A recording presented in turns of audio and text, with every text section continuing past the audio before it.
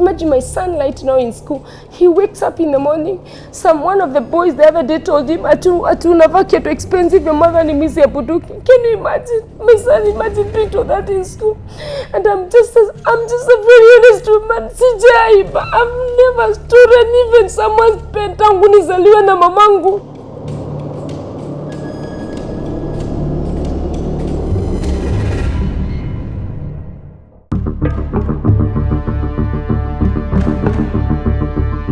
Jane Mugo is a humble, God-fearing woman born in Kirinyaga County, Sugu Division, who started participating in security projects and different stuff when I was still in school and I was still a young girl. I was the secretary of security in the community. After Form 4? After Form 4 immediately. Wow. I remember the reason why they chose me, there's a small boy who had been cut finger by his father because of stealing a pencil from the stepmother because they refused to buy him a pencil, and he was doing exams. And I remember when this particular guy, because he had money, he was a businessman in Kirinyaga County, he was taken to court. I remember he was charged with assault instead of being charged with grievous harm. That is a higher offense than assault. I remember organizing a demonstration against, actually I was 19 years old, against the magistrate, against the senior police officer that times. Like Kenya Human Rights calling me Nairobi. And they were like, you have a gift that we need to utilize. And that is when I came to Nairobi County. I remember I was, that time I was actually 21 years old. And I was staying in the hotel, and guess what I was doing? The first place I was posted was Kabete Police Station. Why were you staying in the hotel in the first place? Because I was working with the police, but I was working as an undercover agent. How did you end up in university, and what exactly did you study? I did a diploma in criminology, and actually was sponsored by my former boss, Mr. Kamau. I was also sponsored by some guys who had given me work. I don't want to mention the names of my client, from Turkey, South Africa, because I desperately wanted to study law and the criminology. So I went to Kimathi, I did criminology law, and at the same time I started now doing attachment. Part-time I'm working with the police. My first attachment was Kabete Police Station. Remember our current DCI was a PA to come out that particular time. So that's how we got to work hand in hand. Him is a PA and I'm in charge of investigation. So I could work part-time. At the same time I could go to school in the evening. If memory serves you right, what was your first assignment? The first assignment, I don't want to give details, but it was to investigate on one of a very big case in this country, whereby I was given a badge and I went and pretended to be working as a media personality to get access to a certain hospital. Am I safe? Yes, you are safe. So I went to that hospital, I got information, you are with the police officers, you are with guys from the media, but of course now I had the courage and the guts to get into the hospital. I got information, we stayed there actually. It's out of Nairobi County. We stayed there for about 3 months doing investigation. We finished. I succeeded and I was promoted. Because remember that time I was in charge of investigation. I was given like a higher post by the boss. The salary was increased. I was doing very well. Until later in the year, he told me, Jane, you got a gift. I want you to utilize this gift. Open your own company. Because he ended up having to close down the company since he was leaving the country. And that is how I started Tumo Security 2008. Tell me something about this pendant. It's written Private Detective. Yes. This pendant of mine, I love it so much. I'm proud of it. I work with it.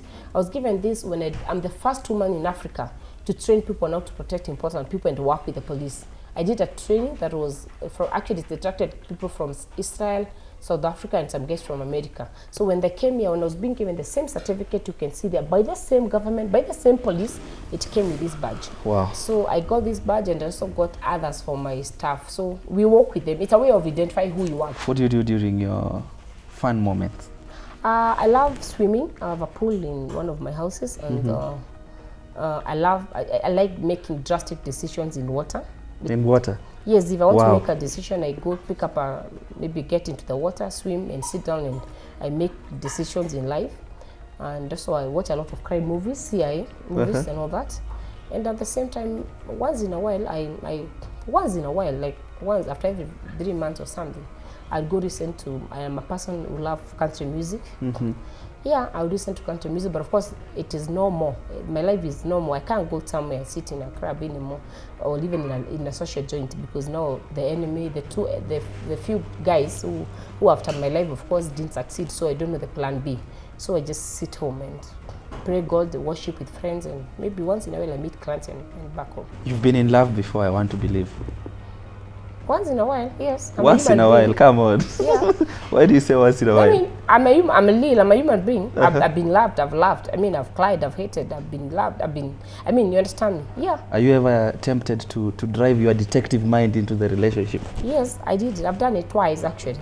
Yeah. What did you do specifically, if you don't mind? I will tell you, of course. I won't go into details, but of course I snapped in people's phone and I stopped. I told someone I've left the country to Turkey only to find him enjoying, just having fun using my car with somebody in someone's house. Yeah. How do you handle it when it comes to your kids, the detective mind now?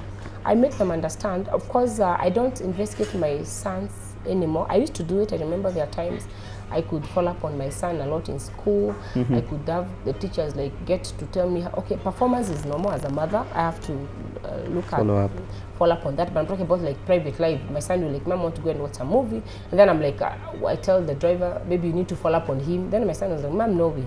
You can't keep on following me. I'm watching a movie. I'm dropped. I'll be picked later. So it's something I used to do. Then I met a counselor. Actually, a friend of mine also. She's become a friend, Bantu. She counseled me. And then now I'm not able to follow up on my children so much. Yes, a little bit, I do it. I would even burst into the bedroom, see if you're watching a funny movie, if you're watching a funny TV. Yes. Do you ever fear? I'm one person who is very courageous. I don't fear anything in this world. But I'm one person who is a go-getter. I believe in God. And I'm one person who, like, if I mean this is what I'm going for, I go for that. If I'm one person, I need to get into this kind, let's say, like I've gone to a certain state house, not in Kenya, of course, to follow up on a matter. If I say nitaingia huko, nitaingia. Whatever I need to do, I make sure it is done. I ask God for guidance and courage. I think I have a unique courage that God has given me. This is a field majorly occupied by men. Yes. How does it make you feel knowing that you're the lady and you're loud and clear? It's not been easy for me. A woman and mother, single mother, in security department, whereby you work with people, whereby you give back to community, you fight for people's lives, and then suddenly one morning you wake up and find yourself in all the social platforms as a criminal, posted by people you were chatting with that morning, and posted by people that have also covered you for the last 15 years as a good person and interviewed people I fought for. So, I mean, I felt it unusual, and like, this is not my fight, it's God's fight. But this one was more than any other challenge I've ever gotten. Exactly. Especially my children. I mean, you'd imagine, things I've been there, I've been betrayed before, I've been trailed before, I've been located before by people you're working with. But this particular one, you understand me, it was more than any other challenge I've ever had in my life. Exactly. Especially knowing my son is in Form 4. Imagine, he's doing his exams right now. And in school, they have access to newspaper and the social platform. Then my son calls the deputy. I hear my mom is a criminal. She's wanted. He can't concentrate in school. So I was telling these guys, if you people are men enough, why didn't you come and kill me? Because when you talk about a woman, when you tell the world that a woman you've worked with, a woman is a criminal. A woman you are chatting with that week, a woman who is a leader in the community. I'm a director of Balaka Children's Home. I'm a director of Rural Land Group. I'm a CEO of a company. I have been given certificate. I have those certificates there by the same government. When did I turn to be a criminal? Exactly. I even asked the DCI, even today he has never answered me. Imagine my son right now in school. He wakes up in the morning. One of the boys the other day told him, Atu expensive, your mother name is Buduki. Can you imagine? My son, imagine doing all that in school. And I'm just a very honest woman. I've never stolen even someone's pen. They wanted to put me in the newspaper. That I was told, so that when they shot me, they're going to kill me. Then the members of public can say, Nula manamke alikuwa front page. Buduki. That's why the walitumia Buduki. If I die today, if this guy come to kill me, will my son know that the mother was not a thief? He's young, he's 4 years. Will he know the truth? Because that's what they have called me, but I'm not one. Some of them have branded you a con woman. Yes. Are you a con woman? I have never conned someone, and if there's someone who have, I would want someone talk to the media, to you guys also. Let them say, this is what happened. Jane took this money from me. Jane took this from me. It's good to say that, and she didn't deliver. When you say that now, it makes the Kenyans or everyone else to understand you. Because if anything, I'm paid to do investigation. I pay for facilitation. If I'm working with officers, I'll pay them for the work to be done. But the biggest problem I have with them, you pay them, let's say you've been given 10% of your company fee. Remember, they're on the police pay or their salary where I'm not. Then they go back and pick money behind my back. So the fight starts now. If you are not a detective in another life, what will you be? I could have been a nun. A nun? Yes. Really? I swear. How come? I just love my Catholic faith. My Catholic faith, I'm just a very strong believer. Because even I can see what God is doing in my life.